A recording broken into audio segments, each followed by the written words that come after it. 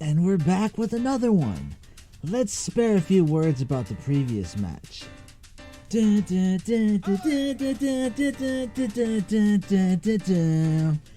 And Final Fantasy goes back into the toy box for at least another year or two. And knowing my luck, the next Final Fantasy character is going to be Lightning. And poor Cecil is right there and compatible with any Final Fantasy character with an evil to good arc or the reverse. You know how World of Warcraft's Lynch King was brought out to job to Sauron? Cecil would have been a far more interesting opponent for him.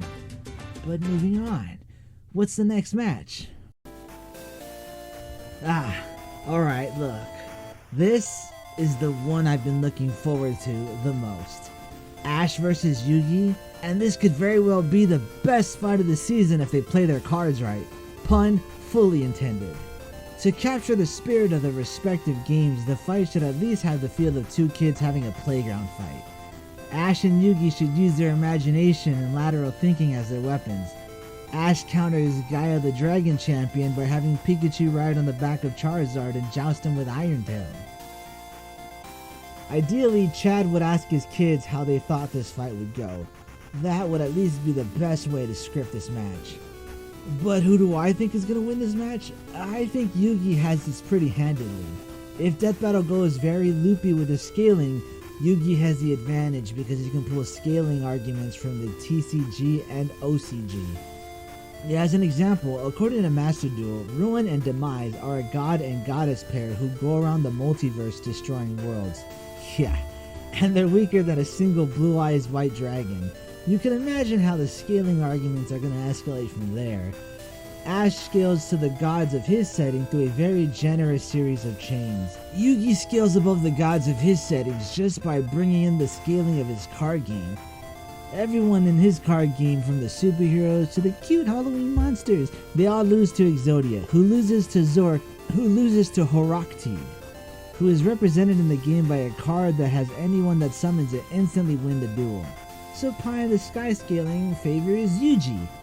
But what does the match look like with more sensible scaling? Well, Yugi still has a massive advantage. In dual monster terms, Ash is using the deck Joey tried to use at the start of the series. Oops, all monsters! Ash can only win by having his monsters muscle past Yugi's own and take down Yugi directly. But Yugi has many ways to win besides breaking through Ash's defensive line. At any moment, Yugi can play a few cards and completely turn the fight in his favor.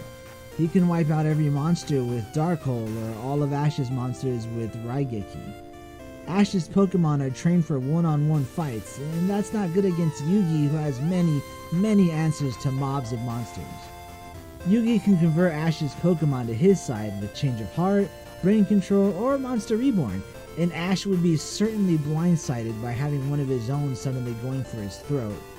Yugi can absorb attacks and then wipe the board with Mirror Force, redirect an attack with Magic Cylinder or Mystic Box, and he could evade attacks with Magical Hats, or perhaps the best of all, freeze attackers in place for 3 turns with Swords of Revealing Light. Ash can break through Yugi's line, but Yugi just activates a trap card and Ash's entire plan turns right on its head. And hang on, is Death Battle giving Yugi Time Wizard? Didn't he give that to Joey early on?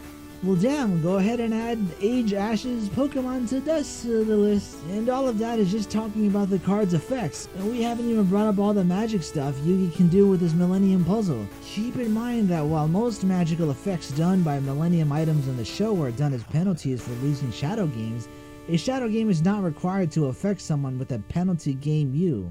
Bakura and Pegasus have both used their items on people without beating them in a game first. And while each item has a special ability only it can do, they share a pool of general magical abilities like stealing souls, bringing monsters to life. In fact, Yugi's Millennium Puzzle is the strongest item because it's the only one able to stand up to Zork's power. The Millennium Puzzle means that Yugi can, at any time after the bell, do the following. Steal the souls of Ash and his Pokemon and place them either inside the puzzle or in a random object.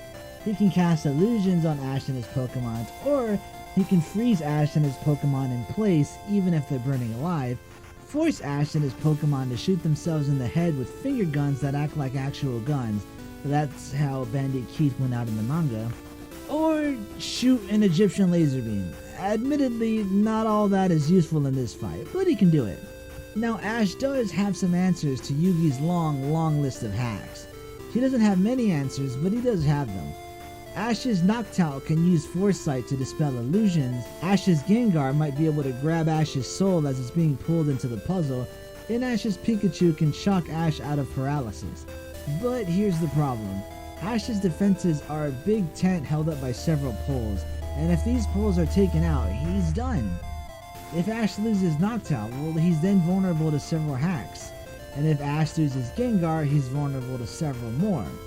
Whenever Ash gets saved by one of his Pokemon, he paints a huge target on their heads, and it won't be long until Yugi sends all his monsters after them.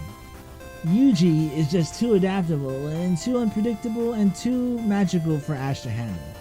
If Ash does happen to win, it'll probably be due to Yugi having to use his own magical soul to power his monster.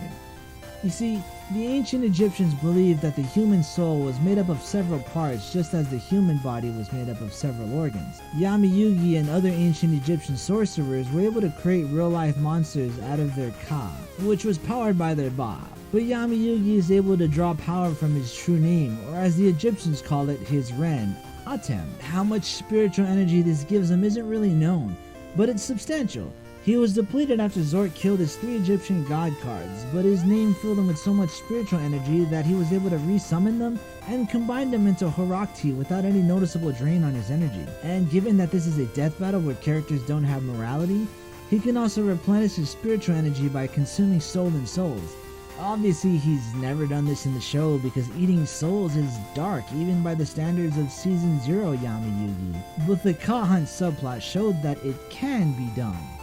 With all this taken into account, I don't really see Ash draining Yugi's spiritual energy before one of Yugi's tricks can take him down. It could be the old reliable Mind Crush, or him loading up a brain-controlled Pikachu onto Catapult Turtle, or Raigeki into Draw Monster Cardo.